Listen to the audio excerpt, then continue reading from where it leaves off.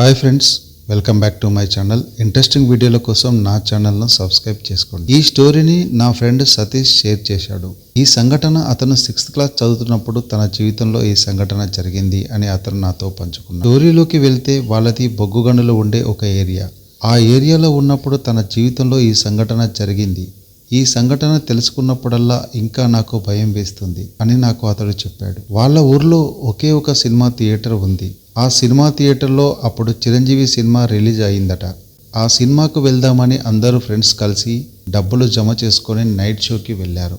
ఆ cinema theatre వాళ్ళ colony నుంచి చాలా దూరంగా ఉంటుంది. సుమారు 3 కిలోమీటర్ల వరకు ఉంటుంది. అయితే వీళ్ళ కాలనీ రైల్వే ట్రాక్ సమీపంలో ఉంటుంది. ఆ రైల్వే ట్రాక్ దాటి కొంచెం మధ్యలో ఉన్న చిన్న ఫారెస్ట్ ఏరియా ఉంటుంది.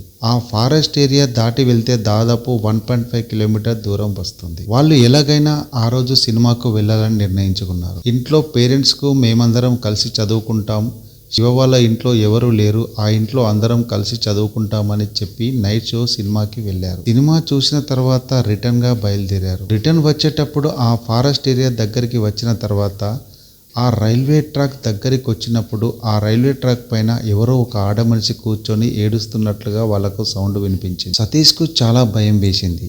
శివ అయితే మరీ వణికిపోవడం మొదలుపెట్టాడు. ఎవర్రా ఈ రాత్రి రైల్వే ట్రాక్ పైన కూర్చొని ఏడుస్తున్నారు అని వాళ్లకు ఎంతో భయం వేసింది. వాళ్ళు ట్రాక్ దగ్గరికి వచ్చిన కొద్దీ ఆ సౌండ్ ఇంకా గట్టిగా వినిపించడం మొదలైంది. ఎగ్జాక్ట్లీ వీరు ఎక్కడైతే రైలు పట్టాలు దాటవలసిన ఏరియా ఉందో అక్కడే ఆమె కూర్చొని ఏడుస్తూ ఉంది.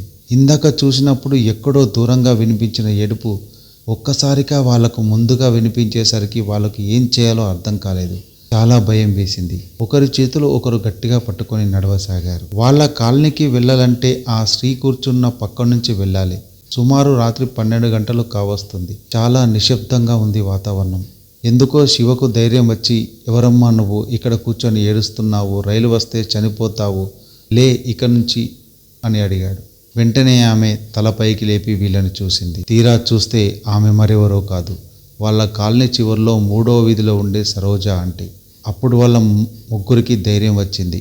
ఏంటి ఆంటీ ఇక్కడ కూర్చొని ఏడుస్తున్నారు, ఏమైంది మీకు? మీ ఇంటికి వెళ్దాం పదండి అని అడిగారు. అప్పుడు సరోజ ఆంటీ ఏడుస్తూ, నేను ఇంటికి రాను, మా ఆయన వాళ్ళ ఫ్రెండ్స్ అందరూ కలిసి నన్ను బాగా కొట్టి ఈ ట్రాక్ పైన దించి వెళ్ళారు అని చెప్పింది. నేను చనిపోతాను అని ఆంటీ ఇంకా బోర్న ఏడవడం మొదలుపెట్టింది. అప్పుడు సతీష్ ఆంటీ అలా చనిపోకూడదు, పదండి ఇంటికి వెళ్దాం అనేసరికి సరే పదండి, నేను మీ వెనకాలే వస్తాను అని వాళ్ళ వెనకాల లేచి నడవడం మొదలుపెట్టి కొంత దూరం వెళ్తున్నంత వరకు వాళ్ళు ఏం మాట్లాడినా కూడా ఆంటీ చప్పుడు చేయకుండా వాళ్ళనే అనుకరిస్తూ వాళ్ళ వెనకాలే నడుస్తూ వస్తోంది. కొద్ది దూరం వెళ్ళిన తర్వాత వెనుకకు తిరిగి చూస్తే ఆంటీ కనిపించలేదు. సరే ఇంటికి వెళ్ళిందేమో అనుకొని వాళ్ళు అందరూ ఇంటికి వెళ్ళిపోయారు. వెళ్ళి పడుకున్నారు. తెల్లవారింది. తెల్లవారిన తర్వాత సతీష్ వాళ్ళ మమ్మీ శివగాడు వాళ్ళ మమ్మీ ఇద్దరు వచ్చి మమ్మల్ని లేపారు. రాత్రి మేము సినిమాకు వెళ్ళిన విషయం వీళ్ళకి ఎవరికి తెలియదులే అని మేము లోపల సంబరపడుతున్నాం. శివ వాళ్ళ ఇంటి నుంచి బయటకు వచ్చాక కొంతమంది ఆడవాళ్ళు మగవాళ్ళు కలిసి గుంపులుగా వంటలు వండుకొని వెళ్ళడం చూశాను. వాళ్ళను మా మమ్మీ పలకరించి వాళ్ళతో మాట్లాడుతుంది. మమ్మీ ఎవరు వాళ్ళు, ఈ గంపలో ఏం తీసుకొని వెళ్తున్నారని నేను అడిగాను.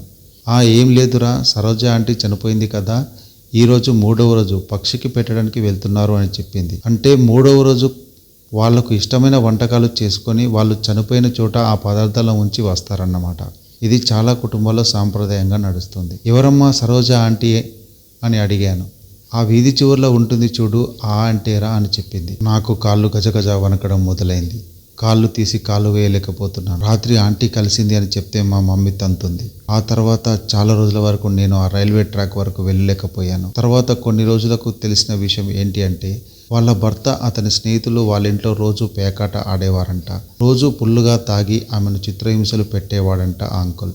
ఒకరోజు వాళ్ళ స్నేహితులతో ఇంట్లో పేకాట ఆడుతున్నప్పుడు తన దగ్గర ఉన్న డబ్బులన్నీ అయిపోయినప్పుడు తన భార్యను పందెంగా కాశాడంట. భార్యను కూడా ఓడిపోవడంతో ఆమెను వాళ్ళతో పడుకోమని బలవంతం చేశాడంట. ఆమె పడుకోను అని అనేసరికి ఆమెను అందరూ కలిసి విపరీతంగా కొట్టారు అంట.